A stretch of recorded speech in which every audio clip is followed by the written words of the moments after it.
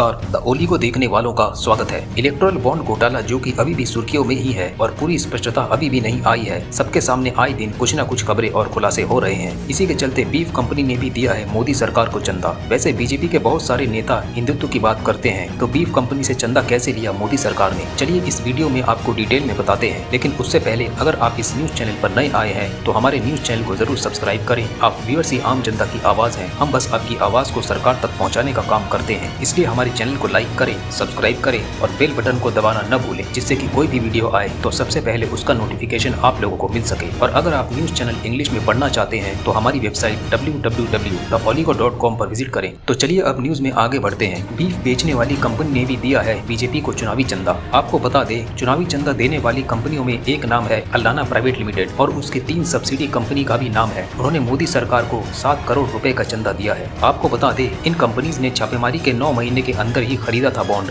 जिसको भुंसाया है बीजेपी सरकार ने। बीजेपी सरकार को बीफ से परहेज है, लेकिन चंदे से परहेज नहीं है। आपको बता दें, मोदी सरकार के राज में खूब फल फूल रहा है बीफ का कारोबार। यह दुनिया की नंबर 1 बीफ निर्यात कंपनी है। जब से मोदी सरकार सत्ता में आई है, बीफ के नाम पर हर जगह मोबाइल लॉन्चिंग चल रही है। बीफ कंपनी का कारोबार पूरी दुनिया में नंबर 1 है और भी उत्पादों में बीफ कंपनी का नाम नंबर 1 है। बीफ को लेकर केंद्र में भारतीय जनता पार्टी की सियासत चाहे जो भी हो, लेकिन जब बात पैसे की हो तो इस पार्टी को बीफ निर्यात करने वाली कंपनी से भी चंदा लेने में कोई आपत्ति नहीं है। यह सारी जानकारी चुनाव आयोग की वेबसाइट पर मौजूद है। बीजेपी ने चुनाव आयोग को चंदा देने वालों की जो सूची दी है, उसके अनुसार 2014 से 15 में बीफ निर्यात करने वाली महाराष्ट्र की कंपनी फिरगोफिको अलाना प्राइवेट लिमिटेड ने 50 लाख का चंदा दिया है। आपको बता दें, कंपनी ने यह रकम चेक विजया बैंक, जिसका चेक नंबर भी है 846317 के माध्यम से दी है। महाराष्ट्र की यह कंपनी 1986 में रजिस्टर्ड हुई है। इस कंपनी की 4 निर्देशक दिल्ली के सिराज मोहम्मद, महाराष्ट्र के रफीक रजक पटेल, इस्माइल गनी मोहम्मद और मोइस मंसूर चुनाव वाले के नाम शामिल है। 2013 खबरों के मुताबिक इससे पहले यह कंपनी साल 2013 से 14 में 50 लाख का चंदा दे चुकी है। अलाना ग्रुप की दूसरी कंपनी इंड्रागो फूड्स लिमिटेड ने भी 75 लाख का चंदा बीजेपी को दिया है। इसके अलावा एक तीसरी कंपनी फ्रिगोरियो कन्वर्वा अलाना लिमिटेड ने भी पार्टी को 50 लाख का चंदा दिया है।